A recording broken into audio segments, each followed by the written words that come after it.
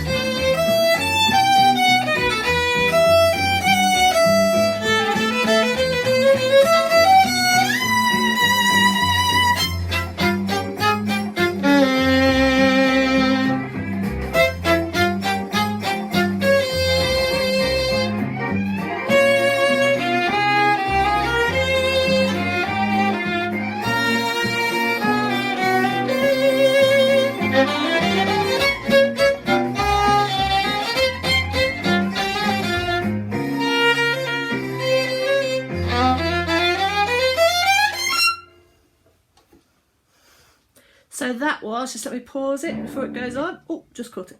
That was Jeeves and Wooster. Some of your parents, some of you might know that from the TV show.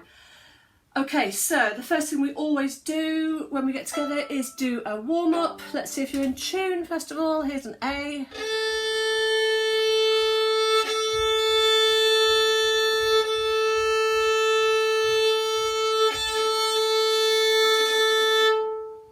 And let's do a warm-up. This time we're going to work on the G and D strings. I'm playing my violin today, but I know I've got violins and violas watching.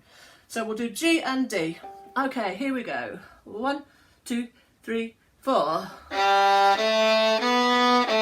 Copy me, please.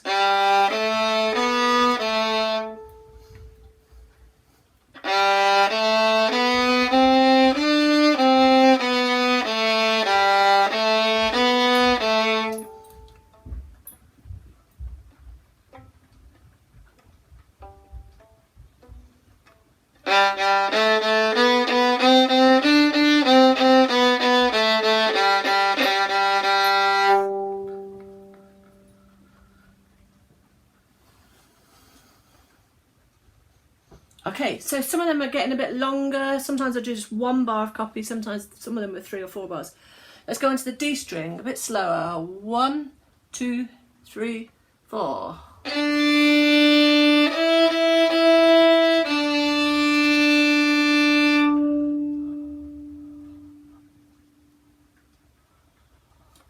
First finger.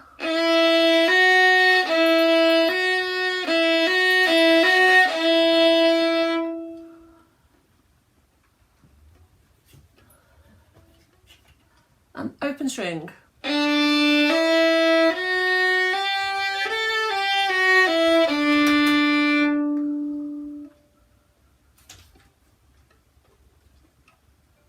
Okay, and now I'd like you to do this exercise that we all do when we're beginners. We start on the G string, violas start on the C string, and go all the way to the E or the A on the viola.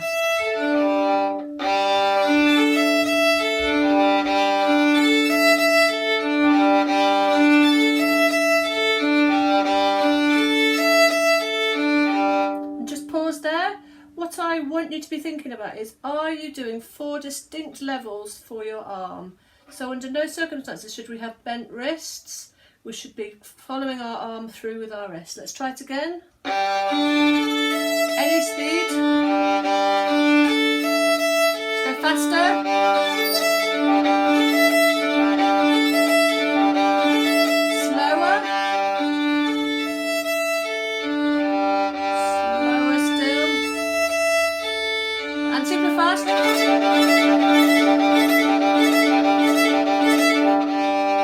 That's probably made a right racket and got parents saying, what's that about?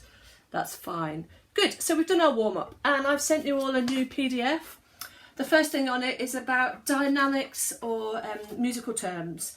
So they're all at the correct level for you. And I just want to remind you what dynamics are. Dynamics are very important. They're the foundation of music. They are the louds and softs of music. So we could play something loud.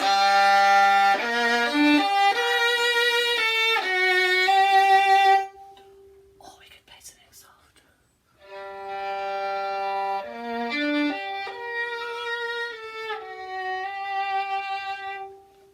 And it has quite a different meaning whether you play it loud or soft, or in between, or super loud or super soft, or crescendoing through it. Crescendo means what? Or decrescendoing through it, that means the opposite. So I've given you some hints to your answers. And it's the beginning of storytelling. So at its basic level, playing musically, telling your story through music involves dynamics. But I want you to think about more than that. It's not just dynamics when you're going to play your piece of music, and we'll come on to that a bit later. But for now, I've got a new round for you. And this one's called Wildflower Round.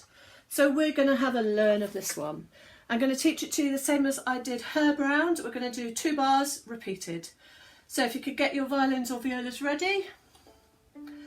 And I'll put my metronome in my ear to make sure that I'm always correct. Speed. Let's go for crotchet equals 100. So when you're practicing at home, you could do that too. So crotchet equals 100 on there. I'll give you 4 beats in and we're going to do the first 2 bars, starting on open string A, going to F sharp on the D string. 1, 2, 3, 4, 1, 2, 3, 4.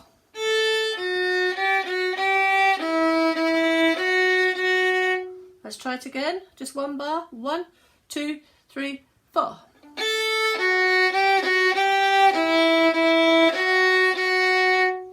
And the next 2 bars, this is bar 3 and 4, starting low D, jumping up to top D, 3rd finger on the D string. 1, 2, 3, 4. And again.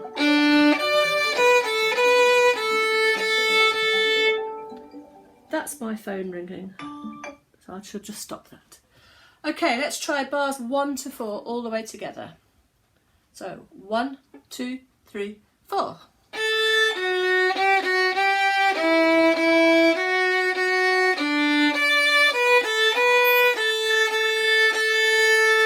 Let's have another go at that. It's quite quick, this, isn't it? 1, 2, 3, 4.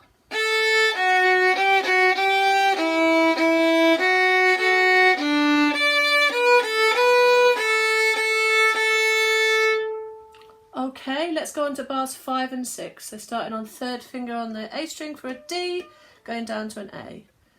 1, 2, 3, 4.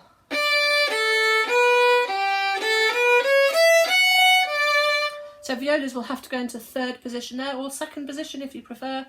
Violins can go onto the E string. Let's try it again. 1, 2, 3, 4.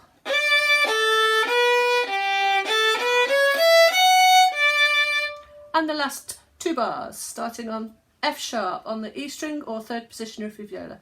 1, 2, 3, 4.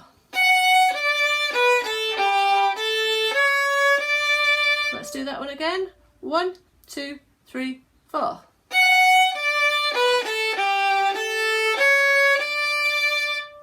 And let's play the 2nd line then, bars 5 to 8. 1, 2, 3, 4.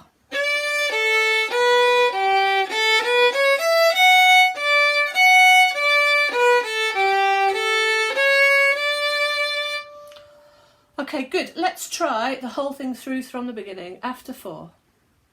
1, 2, 3, 4.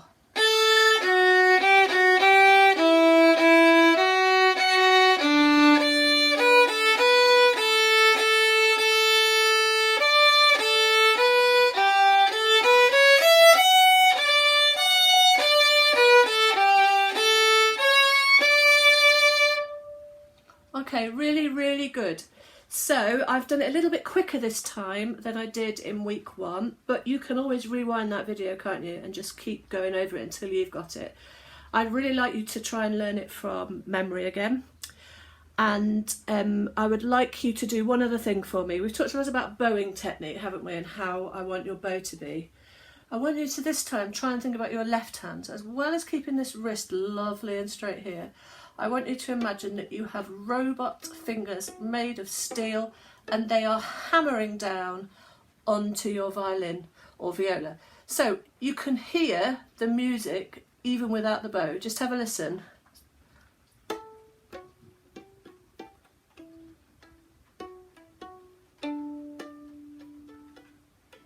Okay, you won't hear the open strings.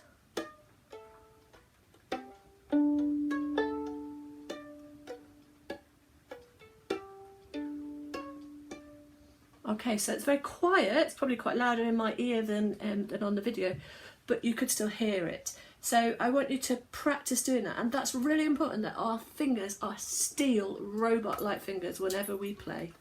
Let's have a go through. Let's play it through twice together, and then we'll move on. So 1, 2, 3, 4.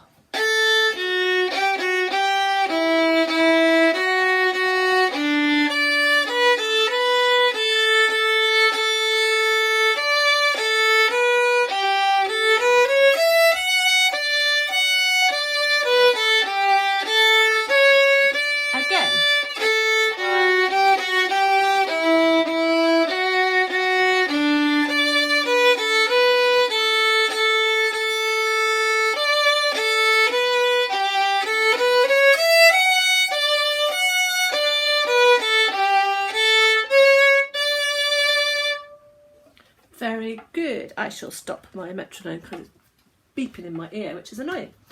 And my dog's just come in and he's soaking wet and put muddy paw prints everywhere, haven't you, Henry? He's wagging his tail. Good. So good luck with Wildflower Round. I want you to try and remember everything we've talked about making the nicest sound you possibly can with your bow. And that means playing with a good weight into the bow, by the bridge if you can, and long, heavy bows. And I want you to also think about having steel robot fingers in your left hand to make it sound super clear. I'm going to demonstrate what happens if we play opposite of that. So we have like woolly sausage rubber glove fingers and a woolly bow. This is what it sounds like.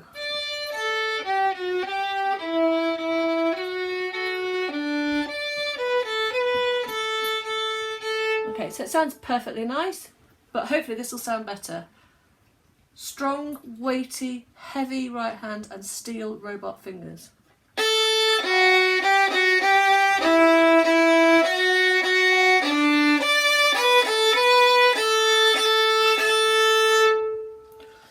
Hopefully that came across on the video. You could practice that, couldn't you? You could try how you would demonstrate that to somebody else, how you make the best sound on your instrument. Everybody's instrument's different. Some will take more weight than others. So have a go yourself. We're going to do this one a little bit quicker in that I want you to try and play it along with me as a round on the YouTube video now if you can this week, or we'll do it next week as well. I would love you to try playing Wildflower Round to Herb Round and then see if that makes sense. Does it work together, do you think? Or is it going to make some clashes, some dissonances? Who knows? Okay.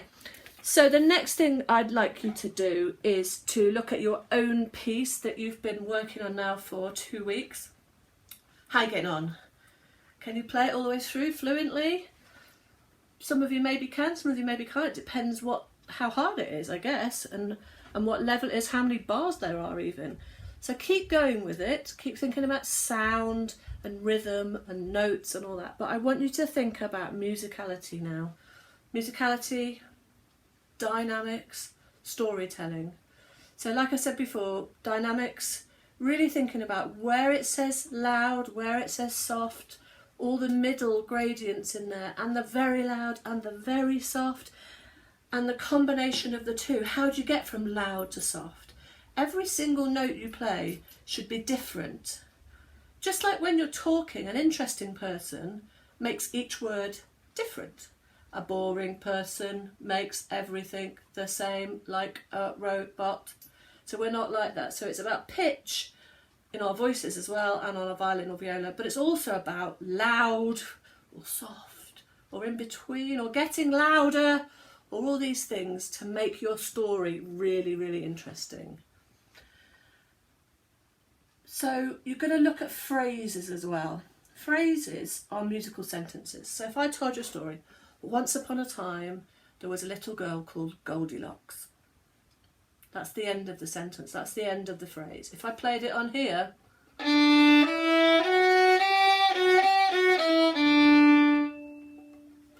that's my first sentence, that's my first phrase. And we're going to shape that. We don't want, once upon a time there was a little girl called Goldilocks, or once upon a time there was a girl called Goldilocks. We want it to be interesting. Once upon a time there was a girl called Goldilocks, or something a bit less dramatic. So we want to make it interesting. We don't want to just do something like this and be a little bit boring. We want to make it interesting.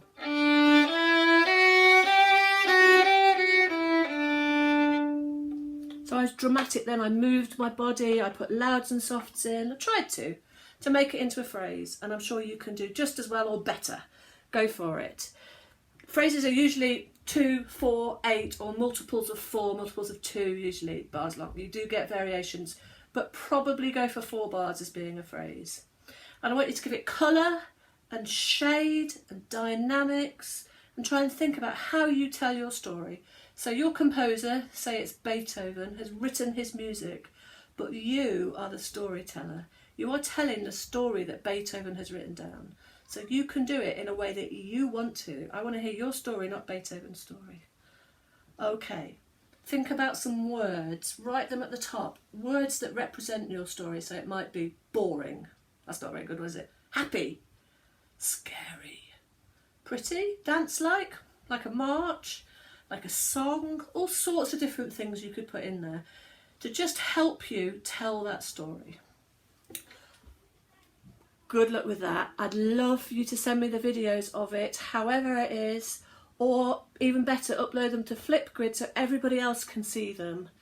So I'm going to try and upload some this week as well. So if you could do that, that'd be brilliant. Or if you want to, you can send them to me with permission for me to upload it to Flipgrid, and I can do that. And the final thing that I would love you to do this week is not theory. We've done 2 weeks of theory. I've given you something different to do this week. I've given you a listening challenge. Now some of you may have had one of these before. If you have, that's fine, you can find a different piece of music. I tend to give them to my students at some stage as we're going through, and I've picked out 3 tunes that I hope you like. So if you could just ask Alexa to play them for you, or find them on YouTube, ask parents permission, or however, use Amazon Music, whatever you use, to try and find these pieces of music. Whoops! Oh my goodness, my doggy just knocked that over then. Are you alright, Henry? That was dramatic. So find it however you want to do it and listen to it, and then think about some questions about it. You don't have to answer them all. You certainly don't have to write sentences. You could just write words, or you could draw a picture or whatever. Really, the important thing is that you listen to music. So you're listening to violin and viola and string music and classical music, as well as other kinds of music. As much music as you possibly can. It's the best advice I can give you for your musical career.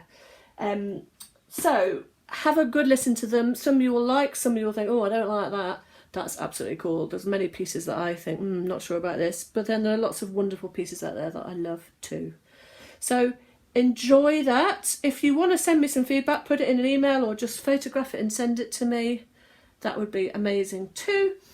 Otherwise, just discuss it with your mum or your dad or your grandma on the phone or whatever it might be. Okay, so I'm going to play you Prairie Spring to finish. And I wish you all a very happy week, hoping you're keeping safe and well and enjoying being at home with your family. And I'll look forward to seeing you very soon. Here is Prairie Spring by Jay Ungar.